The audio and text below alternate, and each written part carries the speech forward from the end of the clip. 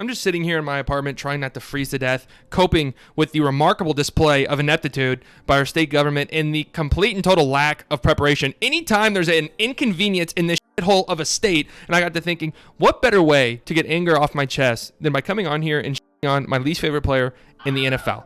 Okay, unless you've been living under a rock, you know that Carson Wentz was one of, if not maybe the worst quarterbacks in the NFL this past season, which is saying a lot considering we had a practice squad wide receiver make a start, and he is now on the cusp of being traded because the Philadelphia Eagles are done with him, and he, believe it or not, has some suitors, more specifically the Chicago Bears and the Indianapolis Colts. And since these trade rumors have been heating up in recent weeks, I've seen some takes on Twitter that 2020 Carson Wentz, who again was absolutely laughably bad, that 2020 Carson Wentz is an anomaly. That's not who Carson Wentz is, and that he's actually closer to the 2017 version, and that any team that's potentially trading for him can tap into that 2017 version. They're getting an MVP caliber player. Let me set the record straight, okay? As a player, Carson Wentz is much closer to his 2020 version than he is his 2017 version. I want to preface this by saying one thing. Carson Wentz in 2017 was very, very, very good. It's more than likely that he was on his way to winning an MVP before going down, I think it was in week 13, with an ACL tear. Even though he only played in 12 games, he finished first in touchdown percentage, first in QBR, fifth in passer rating, sixth in DVOA, eighth in defensive adjusted yards above replacement, second in estimated points average per play, and sixth in PFF grade. But outside of finishing seventh in passer rating in 2018, he has never finished in the top 10 in any of those statistical categories ever outside of that 2017 season. So what is the anomaly? Is it 2020 or is it 2017? 2017 was a Cinderella story for the Philadelphia Eagles every stop of the way, including Carson Wentz's play. Somebody in the organization sold their soul to the devil. Nick Foles won the team a Super Bowl. Nick Foles has been pathetic everywhere else he's been in the NFL. Nick Foles outdueled Tom Brady in the Super Bowl. There was something in the water in Philadelphia in 2017. It should be glaringly obvious that 2017 is the outlier. 7.5% touchdown rate for Carson Wentz in 2017. 3 percentage points higher than his career average of 4.5. He was absurdly efficient on third down in 2017.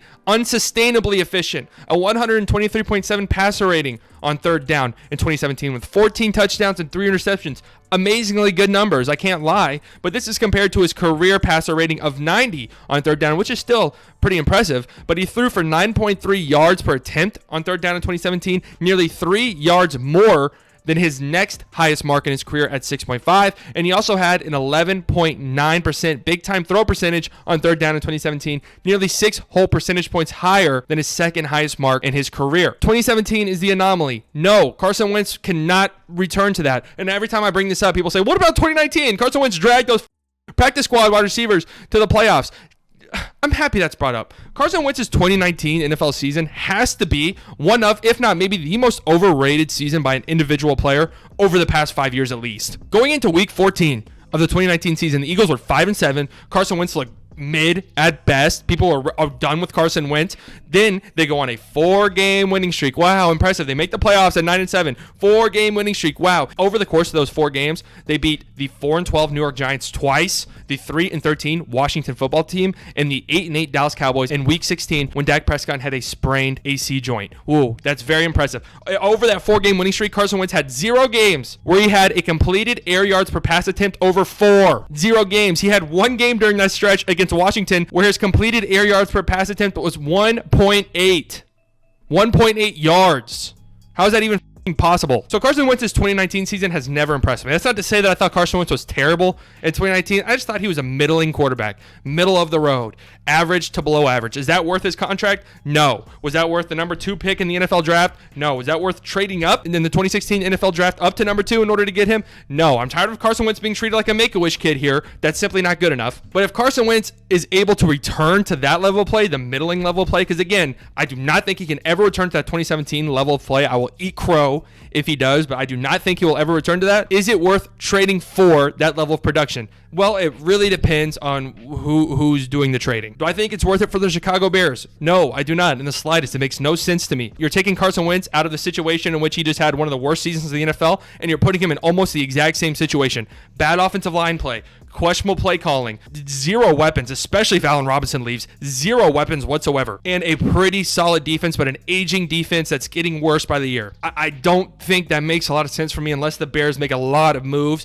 in order to boost that supporting cast. The Indianapolis Colts, it does make some sense for me. They have a very complete roster, a very good offensive line, one of the best, maybe if not the best offensive line in the NFL. Some interesting weapons. I think Michael Pittman Jr. is a young player who can blossom into a good NFL player. T.Y. Hilton's a free agent. Maybe they bring him back. He's a little bit washed. They would have to make moves as well in the offseason to boost their weapons, at least, wide receiver-wise, tight end-wise. They also have a very, very good defense, and they were a team that pushed the Bills to the brink with Phillip Rivers just this past year. So really, all they need is a quarterback to come in and drive the boat. Don't do anything too crazy, which we saw Wentz do in 2019. Wentz in 2019 was not the same player he was in 2020, where he's running around for fucking 15 seconds, throwing shit 60 yards in the air and quadruple coverage. That's not the Wentz we saw in 2019. 2019 Wentz was very, very, very safe.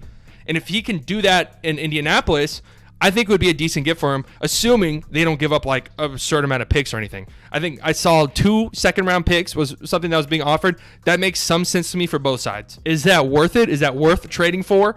Is that worth paying his 4-year fucking $120 million contract extension that hasn't even started yet? Is that worth it? Again, if he can give you middling production, maybe. For the Colts, maybe. Middling production from the quarterback position is hard to get. It is. For the Bears, no, I don't think it's worth it at all. I do not think that they should do it. So yeah, I just saw an opportunity to get on here and shit on Carson Wentz, and I wanted to take advantage of it. So that's why this video's here. It's a little thrown together. I just wanted to put something up on the channel. Haven't posted in like 2 weeks. Was taking a little mini break after the Super Bowl. I have been streaming though, but I want to take a little mini break after the Super Bowl. I'm working on a very big video, the most ambitious video in this channel's history, so be on the lookout for that. It'll probably be like a week or 2 before that comes out, but I wanted to put something up in the meantime, and I just saw, I don't like these takes, okay? I have been very vocal about my disdain for Carson Wentz on here. I'm so happy that Carson Wentz versus Dak debate is dead. That debate had been dead since 2017, but people continuously brought it up for some reason. Like the video, leave a comment, subscribe to the channel. If you live in the Texas area, please stay warm, and I'll see you guys later. Goodbye. Thank you for watching the video. If you enjoyed it and would like more content, click here or here to subscribe. If you want to watch more videos, click here or here to watch more videos. Isn't that right, Mr. Finney? Isn't that right?